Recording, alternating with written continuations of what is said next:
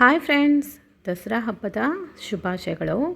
ದಸರಾ ಹಬ್ಬಕ್ಕೆ ಈ ಥರ ಸಿಂಪಲಾಗಿ ಕಾಯಿ ಹೋಳಿಗೆ ಮಾಡೋಣ.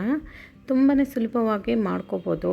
ಬೇಳೆ ಒಬ್ಬಟ್ಟು ನಾನು ತುಂಬ ಸರಿ ತೋರಿಸಿದ್ದೀನಿ. ಈ ಕಾಯಿ ಹೋಳಿಗೆ ತೋರಿಸ್ತೀನಿ. ಇಲ್ಲಿ ಒಂದು ದೊಡ್ಡ ಕಾಯಿ ತೊಗೊಂಡಿದ್ದೀನಿ, ತೆಂಗಿನಕಾಯಿ.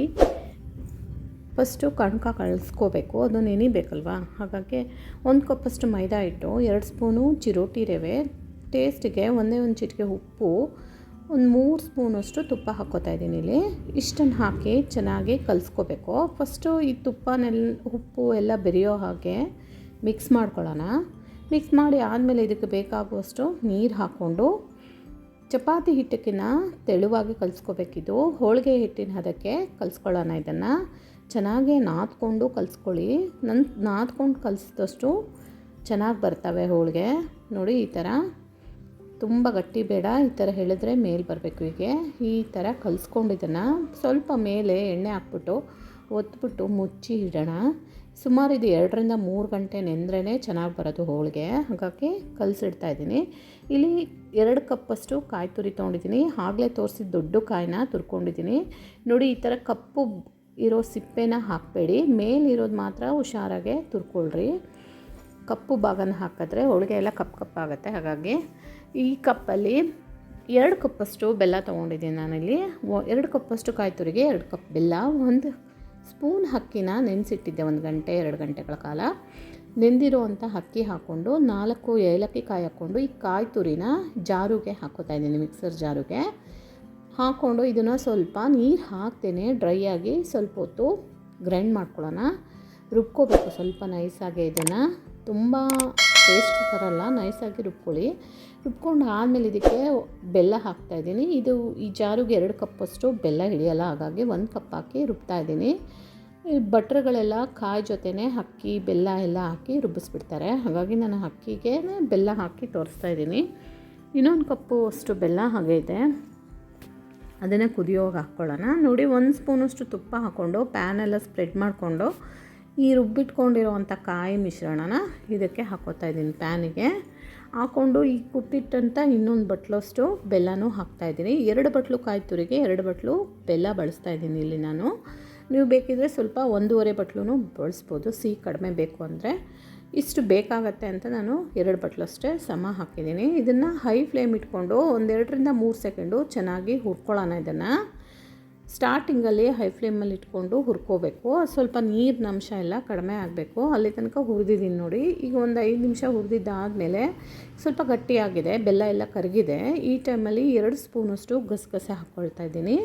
ಗಸಗಸೆ ಹಾಕೋದ್ರಿಂದ ಒಳ್ಳೆ ಫ್ಲೇವರ್ ಬರುತ್ತೆ. ಏಲಕ್ಕಿ ಗಸಗಸೆ 2 ಸೇರಿಕೊಂಡು ಮತ್ತು ಮೀಡಿಯಮ್ ಟು ಲೋ ಫ್ಲೇಮಲ್ಲಿ ಇದನ್ನು ಒಂದು 5 ನಿಮಿಷಗಳ ಕಾಲ ಬೇಯಿಸ್ಕೋಬೇಕು. ಸುಮಾರು ನಾನು 1/4 ಗಂಟೆ 20 ನಿಮಿಷ ಆಯಿತು ಇದು ಬೇಯೋಕ್ಕೆ.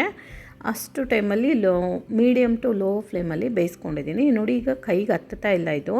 ಈ ಥರ ಉಂಡೆ ಮಾಡೋಕ್ಕೆ ಬರಬೇಕು. ಇದನ್ನು ಉಂಡೆ ಮಾಡೋಕ್ಕೆ ಬರೋವರೆಗೂ ಕುದಿಸ್ಕೊಳ್ಳೋಣ. ಇದು ತುಂಬಾ ಕುದಿಸ್ಬಾರ್ದು, ಗಟ್ಟಿಯಾಗಿಬಿಡುತ್ತೆ. ಒಂದು 10 ನಿಮಿಷದಿಂದ 1/4 ಗಂಟೆ ಕುದಿಸಿದ್ರೆ ಸಾಕಾಗುತ್ತೆ. ನೋಡಿ, ಈಗ ಚೆನ್ನಾಗೇ ತಣ್ಣಗಾಗಿ ಕೈಗೆ ಹತ್ತಾ ಇಲ್ಲ ಇದು. ನೋಡಿ, ಕೈಗೆ ಒಂದು ಸ್ವಲ್ಪ ನೀರಾಗಲಿ ತುಪ್ಪ ಆಗಲಿ ಹಚ್ಕೊಂಡು ಈ ಥರ ಉಂಡೆಗಳಾಗಿ ಮಾಡ್ಕೊಳ್ಳೋಣ. ಇದು ತುಂಬ ಗಟ್ಟಿಯಾಗೂ ಇಲ್ಲ, ತೆಳುವಾಗೂ ಇಲ್ಲ, ಹೂರಣದ ಹದಕ್ಕೆ ಇದೆ. ಬೇಳೆ ಹೂರಣ ಮಾಡ್ತೀವಲ್ಲ ಆ ಹದಕ್ಕಿದೆ. ಇದನ್ನು ಚಿಕ್ಕದಾಗಿ ನಿಮ್ಗೆ ಯಾವ ಸೈಜ್ ಬೇಕೋ ಆ ಸೈಜ್ ಉಂಡೆಗಳನ್ನಾಗಿ ಮಾಡಿಟ್ಕೊಳ್ಳೋಣ. ನೋಡಿ, ನಾನು ಈ ಮೀಡಿಯಮ್ ಸೈಜ್ ಉಂಡೆಗಳಾಗಿ ಒಂದು ದೊಡ್ಡ ನಿಂಬೆಹಣ್ಣು ಗಾತ್ರದ ಸೈಜಲ್ಲಿ ಮಾಡಿಟ್ಕೊಂಡಿದ್ದೀನಿ. ಇದು ಒಂದು 3 ಗಂಟೆ ನೆಂದಿದೆ ಮೈದಾ ಕಣಕ. ಇದಕ್ಕೆ ಅರಿಶಿನ ಪುಡಿನೂ ಹಾಕ್ತಾರೆ ಒಬ್ಬೊಬ್ಬರು, ನಾನಿಲ್ಲಿ ಹಾಕಿಲ್ಲ. ಈ ಉಂಡೆಗಳನ್ನೆಲ್ಲ ಮಾಡಿಟ್ಕೊಂಡಿದ್ದೀನಿ. ಒಂದು ಹೋಳಿಗೆ ಶೀಟ್ ಮೇಲೆ ಸ್ವಲ್ಪ ಆಯಿಲ್ ಹಚ್ಕೊಂಡು ಈ ಮೈದಾ ಹಿಟ್ಟು ಕಣಕ ಎಷ್ಟಿರುತ್ತೋ ಅದೇ ಸೈಜಲ್ಲೇ ಮೈದಾನೂ ತೊಗೋಬೇಕು. ತುಂಬ ದೊಡ್ಡದು ತೊಗೊಂಡ್ರೆ ಸೈಡ್ಸಲ್ಲೆಲ್ಲ ಹಿಟ್ಟು ಆಗಿಬಿಡುತ್ತೆ. ಹಾಗಾಗಿ ಅದೇ ಸೈಜಲ್ಲಿ ತೊಗೊಂಡಿದ್ದೀನಿ. 2 ಒಂದೇ ಅಳತೆಯಲ್ಲಿ ಇರಬೇಕು. ಒಂದು ಗಟ್ಟಿಯಾಗಿರಬಾರ್ದು ಹೂರಣ, ಹಿಟ್ಟು ತೆಳುವಾಗಿರಬಾರ್ದು. ಹಿಟ್ಟು ಈ ಥರ ಒಂದೇ ಹದದಲ್ಲಿರೋ ಅಂಥ ಹಾಗೆ ಮಾಡ್ಕೊಳ್ಳಿ. ಹಾಗಾದರೆ ಹೋಳಿಗೆ ಚೆನ್ನಾಗಿ ಬರುತ್ತೆ. ಈ ಥರ ಇದನ್ನು ನೀಟಾಗೆ ಕವರ್ ಮಾಡ್ಕೊಳ್ಳೋಣ. ಮಧ್ಯದಲ್ಲಿ ಇಟ್ಬಿಟ್ಟು ಈ ಥರ ಕವರ್ ಮಾಡೋಣ. ಕವರ್ ಮಾಡಿಕೊಂಡು ಸ್ವಲ್ಪ ಆಯಿಲ್ ಹಾಕ್ಕೊಂಡ್ಮೇಲೆ ನಿಧಾನವಾಗಿ ತೊಟ್ಕೊಳ್ಳೋಣ. ಇದನ್ನು ನೋಡಿ, ಈ ಥರ ಬೆರಳುಗಳಿಂದ ತೊಟ್ಕೋಬೋದು. ಇಲ್ಲ ಅಂಗೈಯಿಂದ ತೊಟ್ಟಿದ್ರೆ ಇನ್ನೂ ಚೆನ್ನಾಗಿ ಬರುತ್ತೆ. ಒಂದು ಸ್ವಲ್ಪ ದೊಡ್ಡಾಗೋವರೆಗೂ ಥರ ತೊಟ್ಕೊಂಡು ಅಂಗೈಯಿಂದ ತೊಟ್ಕೋಬೇಕು. ಹಾಗಾದರೆ ನೀಟಾಗೆ ಎಲ್ಲ ಕಡೆ ಸ್ಪ್ರೆಡ್ ಆಗುತ್ತೆ ಹೂರಣ ಮತ್ತು ಹಿಟ್ಟು. ನೋಡಿ ಎಲ್ಲೂ ಹರಿತಾ ಇಲ್ಲ, ಚೆನ್ನಾಗಿ ಬರ್ತಾಯಿದೆ ಇದು ಹೋಳಿಗೆ. ಇದಕ್ಕೆ ಪಾಕ ಮಾಡೋದು ಬೇಡ, ಏನೂ ಬೇಡ, ಈಸಿಯಾಗಿ ಸುಲಭವಾಗಿ ಮಾಡ್ಕೋಬೋದು. ಕುದಿಸ್ಕೊಂಡ್ರೆ ಸಾಕಾಗುತ್ತೆ. ನಿಮಗೆ ನನ್ನ ವಿಡಿಯೋಸ್ ಇಷ್ಟ ಆದರೆ ಪ್ಲೀಸ್ ಲೈಕ್ ಮಾಡಿ, ಶೇರ್ ಮಾಡಿ, ಸಬ್ಸ್ಕ್ರೈಬ್ ಮಾಡ್ಕೊಳ್ಳಿ ಫ್ರೆಂಡ್ಸ್. ಈಗ ಚೆನ್ನಾಗಿ ಕಾದಿರೋವಂಥ ತವಾ ಮೇಲೆ ಹಾಕ್ಕೊಂಡು ಒಂದು 2-3 ಸೆಕೆಂಡು ಹಾಗೆ ಬಿಡಬೇಕು ಶೀಟ್ ಸಮೇತ. ಶೀಟು ಹಾಗೆ ಬಿಟ್ಟಾಗ ಹೋಳಿಗೆ ಸ್ವಲ್ಪ ಬಿಸಿಯಾಗಿ ಶೀಟಿಂದ ಈಸಿಯಾಗಿ ಬರುತ್ತೆ. ನೋಡಿ ಈ ಥರ ಬಂದಾದಮೇಲೆ ಇದನ್ನು ಒಂದು ಸೈಡು ನಿಧಾನವಾಗಿ ಬೇಯಿಸ್ಕೊಂಡಾದಮೇಲೆ ಇನ್ನೊಂದು ಸೈಡು ತಿರ್ಗಿಸಿ ಹಾಕ್ತಾಯಿದ್ದೀನಿ. ಇಲ್ಲಿ ನಾನು ಆಯಿಲು, ತುಪ್ಪ ಅಥವಾ ಏನೂ ಹಚ್ತಾ ಇಲ್ಲ.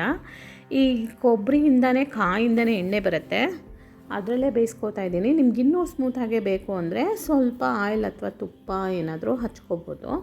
ನೋಡಿ ಇನ್ನೊಂದು ಮಾಡಿ ತೋರಿಸ್ತಾ ಇದ್ದೀನಿ. ನೋಡಿ ಎಷ್ಟು ತೆಳುವಾಗಿ ಬೇಕಾದರೂ ಬರ್ತಾಯಿದೆ, ಎಲ್ಲೂ ಸ್ವಲ್ಪನೂ ಕಟ್ಟಾಗ್ತಾ ಇಲ್ಲ. ಹೂರಣ ಮತ್ತು ಮೈದಾ ಹಿಟ್ಟು ಕಣಕ ಒಂದೇ ಹದದಲ್ಲಿದ್ದರೆ ಈ ಥರ ಬರುತ್ತೆ.